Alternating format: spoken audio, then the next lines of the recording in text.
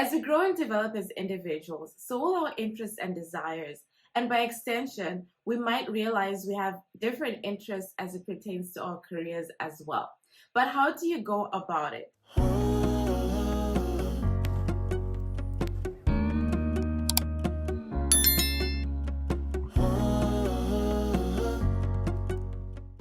Welcome back to my channel, and if this is your first time, thank you for stopping by.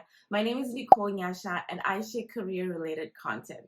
In this video, I'm sharing ways that you can change your career if you've reached a point where you've realized you no longer want to do what you're currently doing and you want to explore other options. The first thing I usually recommend you do is to identify your transferable skills and maximize what you have already. This will help you to write your resume well and optimize your LinkedIn profile. Use a suitability map where you come up with 3 to 4 job descriptions for that targeted role. On one end of the paper, jot down the commonly listed requirements and skills for those jobs. And on the other side of the paper, list down your relevant experience that matches what the job description is asking for. And if you find that you have 60 to 70% of that experience that's required, then go for it and apply, whilst you actually think about the remaining 30 to 40% and come up with ways to bridge that gap. If you feel like you only have like maybe 20 to 30% of the skills required, I would hold off applying for those jobs whilst you actually build on that experience, because you don't want to go into an interview and embarrass yourself and not know anything about the role that you're applying for. So it's always good to at least know something. So if you know at least 60%, 70%, go ahead and apply. If your knowledge of that area is still limited, then my recommendation would be to move on to the next step, which is to educate yourself. Education comes in 2 forms. The first form is actually your theoretical knowledge, where you might consider going back to school, taking a short course, taking a certification, so that you have the theoretical knowledge that's required for that role. There's certain careers that you can get into with limited theoretical knowledge, but there's certain careers that you might need to actually get a certification. Things that are technical, for example, if you need to get into healthcare, some IT roles as well, if you need to get into things like counseling, where you're dealing with sensitive information. A lot of careers might actually require you to go back to school and get that background knowledge. There are a lot of platforms that you can look to get this theoretical knowledge.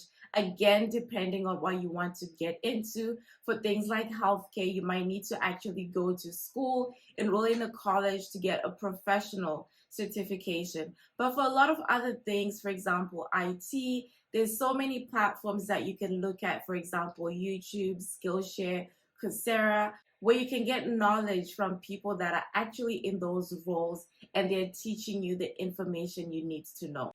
While theoretical knowledge is good, you'll be at an advantage if you have practical knowledge.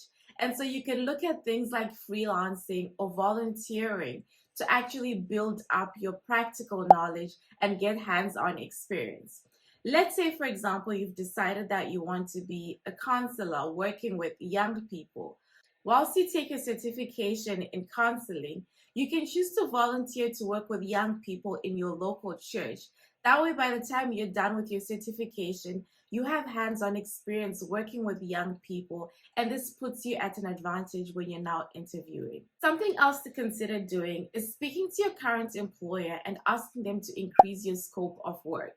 If you've identified that you have an interest in another area of the business, talk to whoever it is that you report to, maybe your learning and development manager, about shadowing with a different business unit, a different team, so that you gain knowledge and experience in that area of the business. And over time, if an opening opens up internally, you can apply for it and you'll be at an advantage. Shadowing will also give you the opportunity to actually see what the role entails. And from there, you might decide, oh, this is not something you actually want to do. If you're trying to change careers, you definitely need to connect with people. So identify a career crush. This is somebody that is where you want to be already. Stalk them on LinkedIn in a healthy way, of course, and try and figure out how they got to that current point that they are in. You might realize that they haven't always had a straight path And they had to take a lot of different turns before getting to that desired role. And after observing them for a while, if you really feel like this is something that you want to do, this is somebody that you truly admire when it comes to your career, reach out to them, start building a connection, nurture that relationship, and eventually you will start to get information and unofficial mentorship to get you to where you want to be. Throughout my recruitment career, I've seen people get hired for positions with very limited experience because of who referred them into the job and because of who they know. And so never underestimate the power of a referral. That's an edge that you can leverage to get your name, to get your resume into different companies in the hands of different hiring managers. And so never underestimate the power of knowing people, the power of referrals, and the power of building and nurturing relationships. It's also really important that you build your online presence. You might not have hands-on experience in a particular industry, in a particular area of work, but that doesn't stop you from being a thought leader. So do your research about that area, study different topics, and consider starting to share information about it on LinkedIn.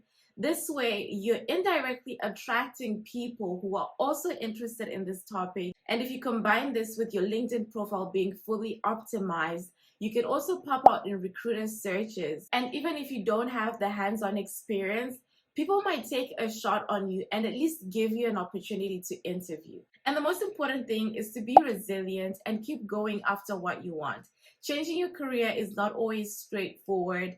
Be willing to be flexible. Sometimes you might have to take a few steps back. You might need to take a pay cut. You might need to take a lower job grade, but that will propel you forward because you're taking a step backwards to gain the experience and the knowledge that you need before you propel forward into what you actually want to do. If you haven't already, be sure to download the free interview preparation guide and check out this video to help you throughout your entire job search process. If you found this information useful, please give this video a thumbs up and subscribe so that you don't miss any more content. Thank you for watching and God bless you.